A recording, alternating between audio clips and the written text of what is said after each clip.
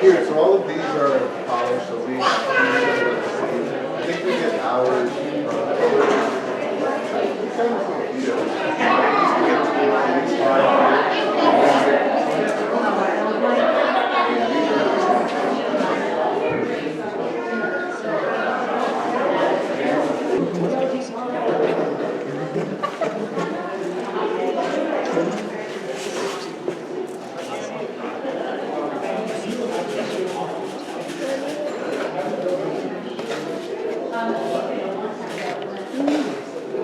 If you don't think you see anything in there, you can dump that out and you can get it back.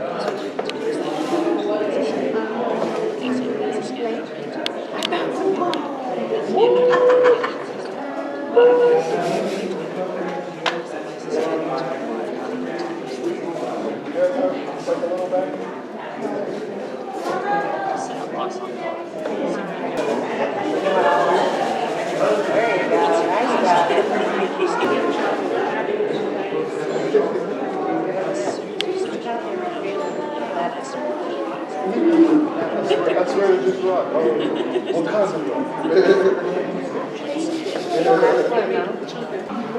Could be.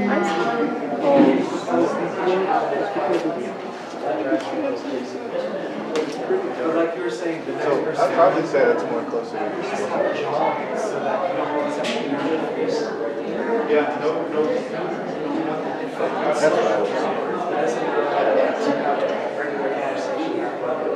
So he's always there, but then. All right, let's go. Thank you.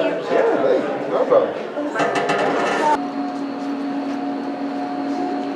I have that black light one. What's that? I don't know what that's called though.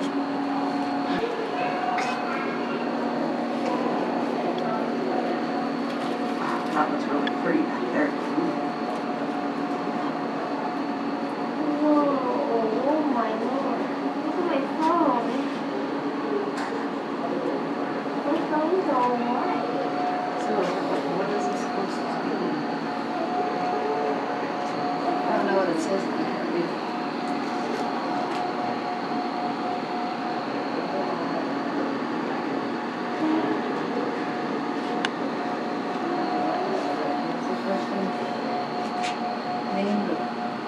Maybe fluorescent marker mineral.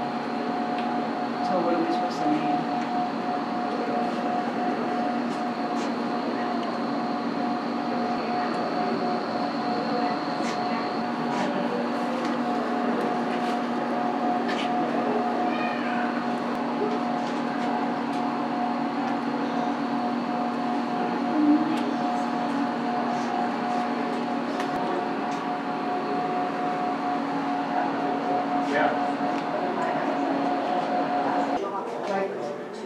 I think you gotta go this way.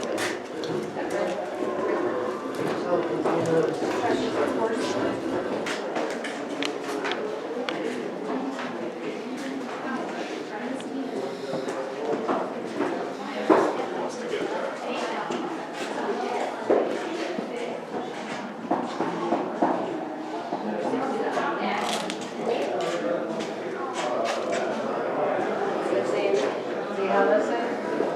Well, they'd be way up here, that's what you see, right? But the miners are way down here. They haven't gotten there yet. So that's what you see on the surface? The miners are down here. That's a long ways. All the way down the mine shafts.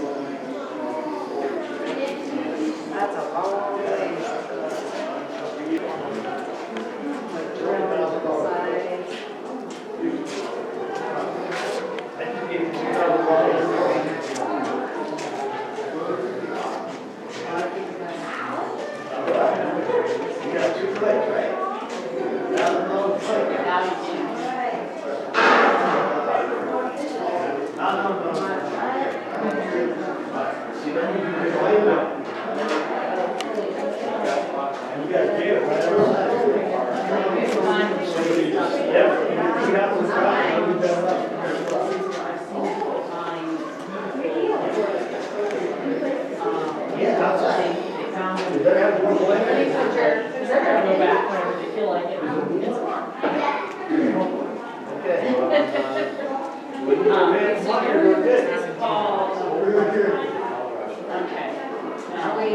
I know, because I was looking at the other ones. All right. I love it. It's fascinating. And gold is what?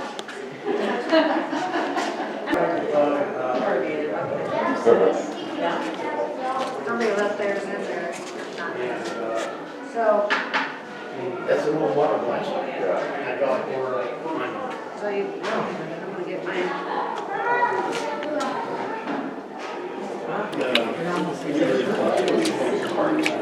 Little fine, what?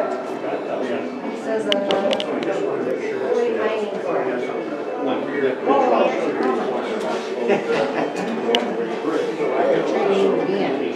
I'm trying to get the big ones out, but I think that is too. Silver, I see mica.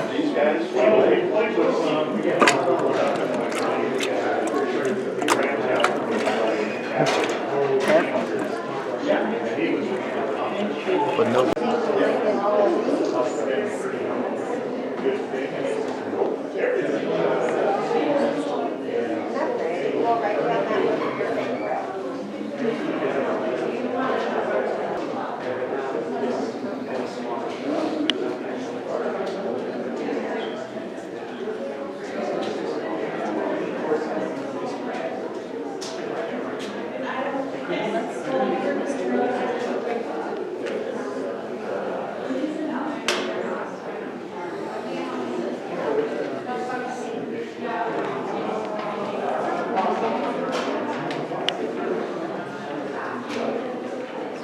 today.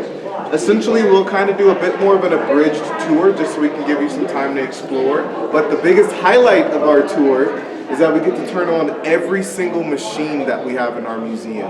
So, you know, we're pretty awesome in that regard. But what I want to try to highlight, being of course a mining museum, we would use nature's muscle to help us haul and carry all of those carts to where we need to underground. Unfortunately, because we would have to use a lot of horses, a lot of donkeys, sometimes it can be a little messy, or what I like to call our iron donkey. So our iron donkey is going to take the place of the actual horses and donkeys underground, and this is what we're going to use to haul all of our carts. And this will actually be the first machine of maybe like 10 or 11 machines that I can show you guys today. So I always like to recommend fingers in ears, maybe hands over ears. Not every machine is super loud, but better to be safe than sorry. Safety first. So here we go. And 3, 2, 1.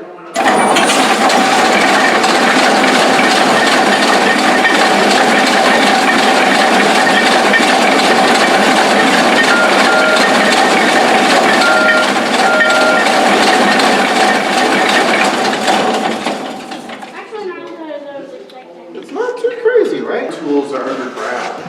So this is going to be our Ingersoll Rand air compressor. So this is the air compressor that's giving us power to our iron donkey and our drills. First, we're going to have our generator power up our induction motor. Then we're going to kick off a giant mechanical dance party. Get all of our parts and pieces moving. Once everything is moving, we should be able to start producing that air from our piston here, which I'll show you once we get it started. But if we don't want to just have that air come straight out of here, we can close it off and we can store that air, almost like how we store air in our lungs. So we can store it in here if we need to as well. But instead of just talking about it, Mr. Ryan's going to go ahead and turn it on. So here we go. In 3, 2, 1. Here's that air we need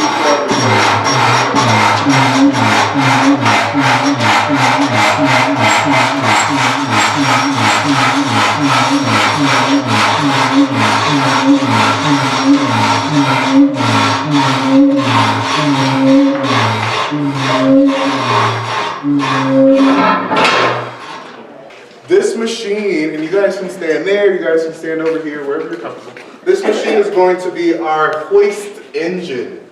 This is really only controlled by your hoist operator, but he has a lot of things to do for his job. So he's making sure our elevator, our lift, all of these amazing things can get us underground and back to the surface safely. Before we had an elevator though, you would ride the bucket. So if you needed to get to work as a miner, as a driller, if you needed to get back to the surface, you are going to be riding the bucket.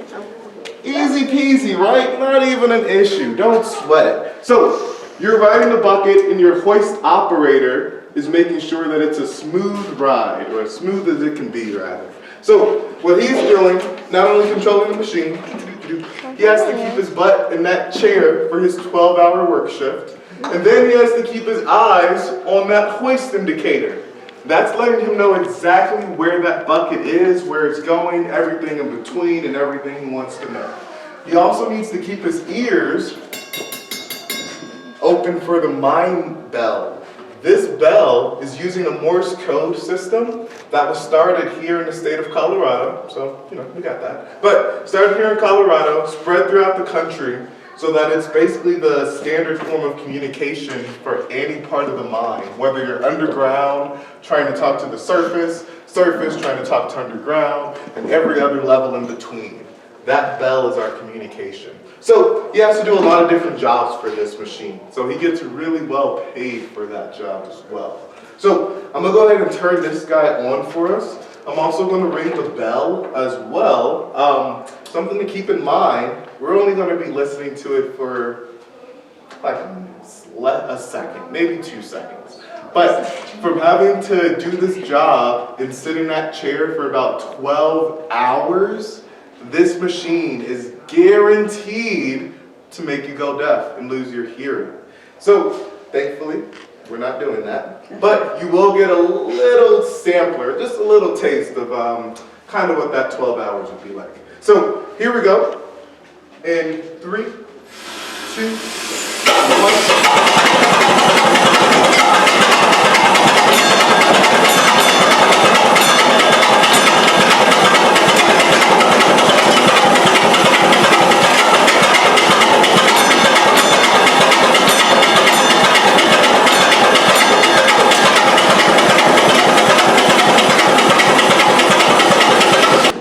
You're going somewhere, huh? There you go on in here, baby. Guess we can stand on the rock. Gotta get out of this. You can see better. I'll get up. Oh, there's luckily in here. So, There's one up there. yeah, and you guys can stand wherever you're comfortable. Essentially now you would be working underground in the pits, so you wouldn't be controlling the bucket. You'd be riding the bucket now. As a miner, oh, there it is. So, as we're mining, typically when we're mining or digging, at the lowest, it's at your eye level. Of course, not right up to your face, but it's going to be at eye level. But typically, you're going above you. So more or less, this is kind of your window of opportunity right here. So when we move away from these, our hammers and chisels, and we start to get into our drills, we can now start to anchor these guys into place, angle them how we need to, where we need to, and then we can start our drilling efforts. So I'm going to turn this drill on for us, but something I have to keep in mind, this is by far, hands down, no contest, the loudest machine that we currently have in our museum. Highly recommended that you use that fingers in ears, hands over ears, any sort of hearing protection, because I would like you guys to be able to hear for a long time. So here we go.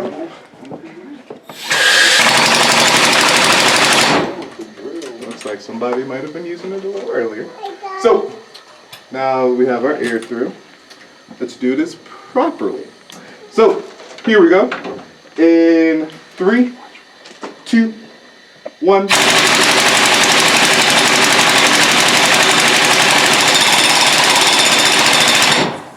There we go.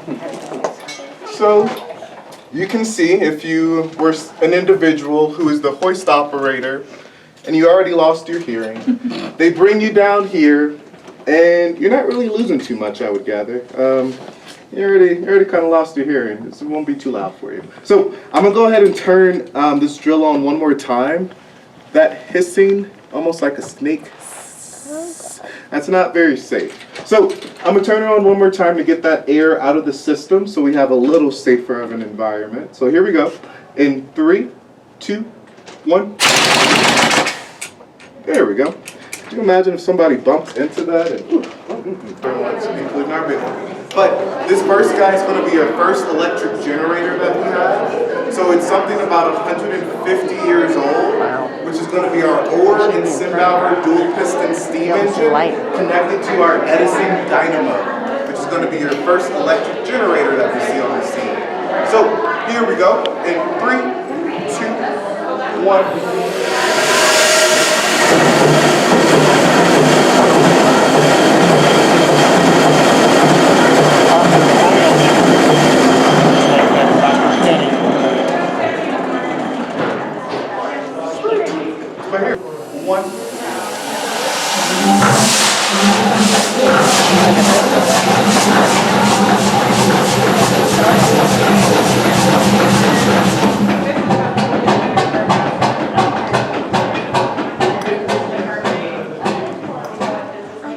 Only machine we have that we have to stop in a very weird way.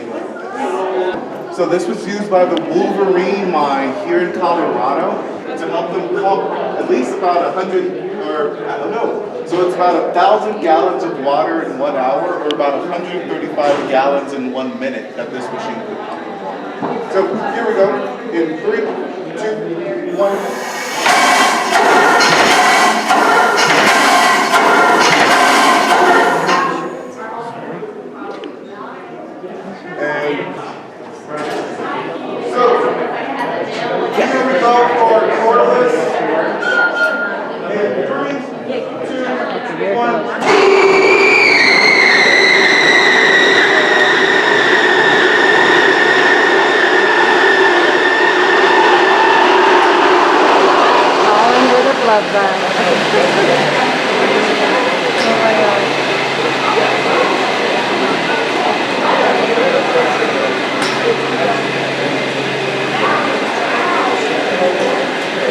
call in with 11. That's amazing.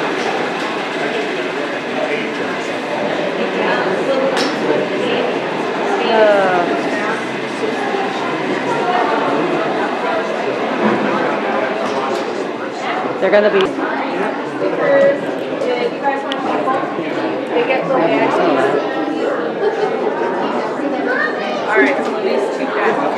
So this guy is going to be our smallest and probably our cutest machine, and it's our Acme safety engine. Same spelling of Acme as your Wile E. Coyote and Roadrunner. So here we go. In 3, 2, 1. There you go. It's our cutest. It's not crazy. That's crazy. Look at it.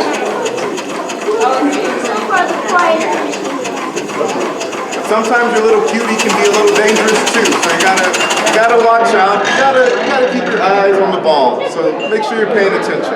But that concludes the tour officially. Thank you guys for just kind of walking and talking with me. Didn't he say So go and explore all the museum things.